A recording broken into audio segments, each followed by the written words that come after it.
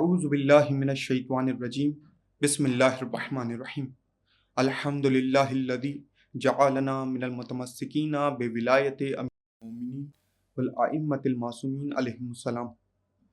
عزیزان گرامی، آج کا ہمارا موضوع عید غدیر ہے۔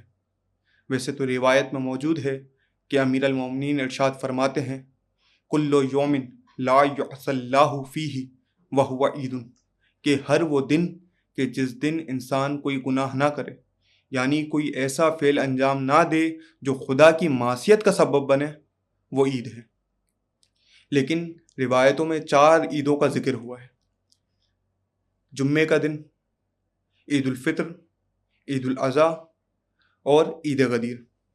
جس طرح دنوں میں جمعے کو ایک الگ مقام اور الگ فضیلت حاصل ہے، جس طرح مہینوں میں رمضان کے مہینے کو ایک الگ مقام اور منزلت حاصل ہے، جس طرح تمام کتابوں میں قرآن مجید کو ایک الگ مقام اور منزلت حاصل ہے، اسی طرح تمام عیدوں میں عید غدیر کو ایک الگ مقام اور منزلت حاصل ہے۔ اسی لیے اس کو عید الاکبر بھی کہا جاتا ہے۔ اس کے منفرد ہونے کی ایک وجہ یہ بھی ہے کہ باقی تمام عیدیں، یعنی عید غدیر کے علاوہ جو تمام عیدیں ہیں، اس میں تمام مسلمان متفق ہیں، چاہے مومن ہو یا نہ ہو، وہ مانتے بھی ہیں، مناتے بھی ہیں۔ جبکہ عید غدیر ایسی عید ہے جو شیعان حیدر قرار کے ساتھ خاص ہے، کہ صرف شیعان حیدر قرار اس کو مانتے اور مناتے ہیں۔ یہ وہ دن ہے کہ جب رسول اللہ نے امیر المومنین کا ہاتھ تھام کے برملا اپنا ولی اور اپنا وصی قرار دیا اور اپنا جانشین مقرر کیا۔ اس دن کا پس منظر کچھ یوں ہے کہ ہجرت کے 10ویں سال رسول اللہ اپنے ساتھ ہزاروں کا قافلہ لے کر مدینے سے مکہ کی طرف روانہ ہوئے، حج کرنے کے ارادے سے۔ اس حج کو حجۃ الوداع بھی کہا جاتا ہے، کیونکہ یہ رسول کا آخری حج تھا۔ اور جب رسول نے حج کے اعمال انجام دے دیے اور جب غدیر خم کے مقام پر پہنچے تو حضرت جبرائیل نازل ہوئے اور اللہ کا حکم رسول کو سنایا۔ رسول نے اللہ کے حکم پر عمل کرتے ہوئے امیر المومنین کو اپنا جانشین قرار دیا۔ اس دن کی اہمیت کو بیان کرتے ہوئے رسول اللہ کچھ اس طریقے سے فرماتے ہیں کہ یہ وہ دن ہے کہ جو میری امت کی عیدوں میں سے ایک بڑی عید ہے۔ اس دن خدا نے اپنے دین کو مکمل کیا، اپنی نعمتوں کی تکمیل کی اور اسلام کو بے عنوان دین پسند کیا ہے۔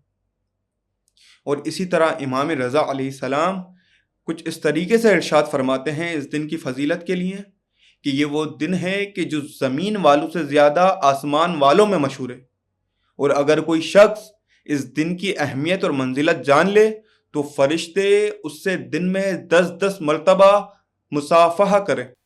اور جس طریقے سے اس دن کے فضائل کو بیان کیا گیا ہے، اسی طرح اس دن کو گزارنے کا طریقہ بھی بتایا گیا ہے۔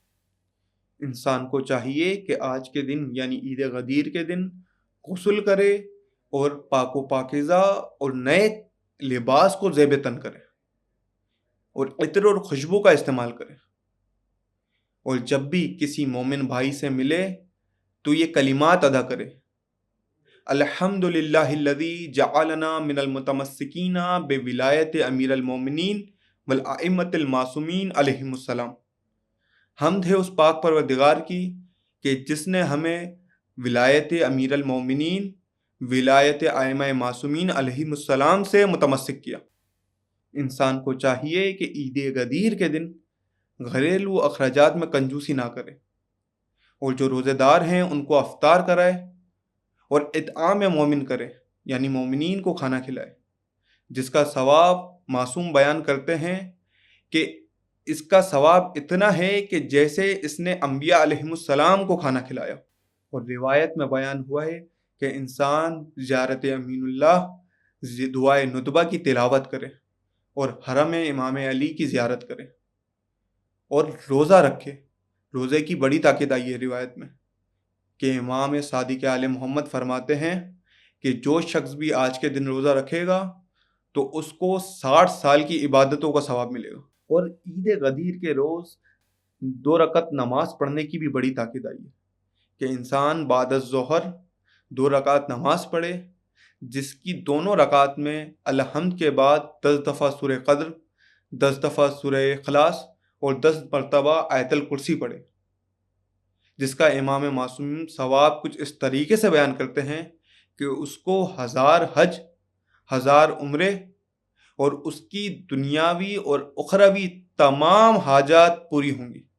بس پروردگار عالم سے یہ دعا ہے کہ ہمارے دلوں کو مولا علی علیہ السلام کی ولایت پر ثابت قدم رکھے اور ہمارے آخری امام زمانے کے ظہور میں تعجیل فرما۔ وآخر الدعوانا ان الحمد للہ رب العالمین۔